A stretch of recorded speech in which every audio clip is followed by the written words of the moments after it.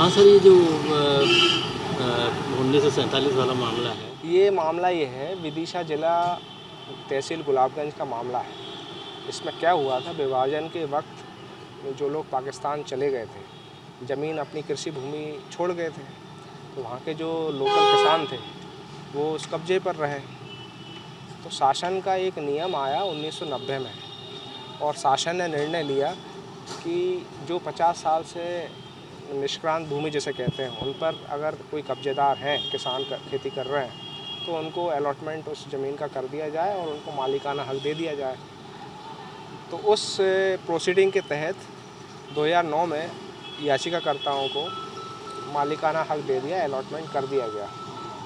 फिर यकायक 3 साल बाद 2012 में मध्य प्रदेश शासन ने वो 2009 का ऑर्डर रद्द कर दिया, ये कहते हुए कि चूँकि जिस एक्ट के तहत अलॉटमेंट किया था वो था इवेक्यू प्रॉपर्टी एक्ट 1954, वो 2005 में रद्द हो गया था। चूँकि 2005 में वो एक्ट रद्द हो गया था, तो 2009 में अलॉटमेंट नहीं किया जा सकता था, वो अवैध था। और इसको देखते हुए और उन्होंने 2012 में ये अलॉटमेंट ऑर्डर 2009 का कैंसिल कर दिया। फिर इन याचिकाकर्ताओं ने माननीय उच्च न्यायालय में याचिका लगाई, और हमारा एक ही मुख्य ग्राउंड ये था कि ये बात सही है कि 2005 में इवेक्यू प्रॉपर्टी एक्ट 1954 जिसके तहत ये अलॉटमेंट हुआ था वो रद्द हो गया था, रिपील हो गया था, और अलॉटमेंट 2009 में था।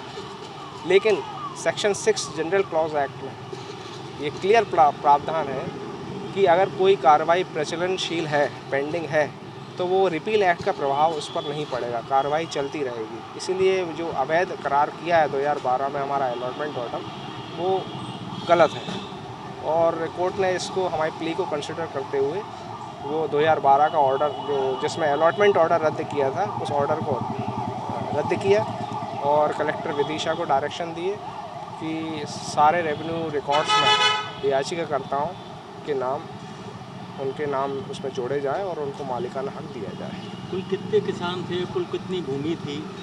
मेरी याचिका में 12 किसान थे, और ऐसी कम से कम 7-8 याचिकाएं थी, उनमें अलग अलग नंबर्स ऑफ किसान थे उसमें, और भूमि तकरीबन मेरी याचिका में 8 हेक्टेयर थी, और ऐसे अगर हम तकरीबन 100 हेक्टेयर के करीब माना इस समय।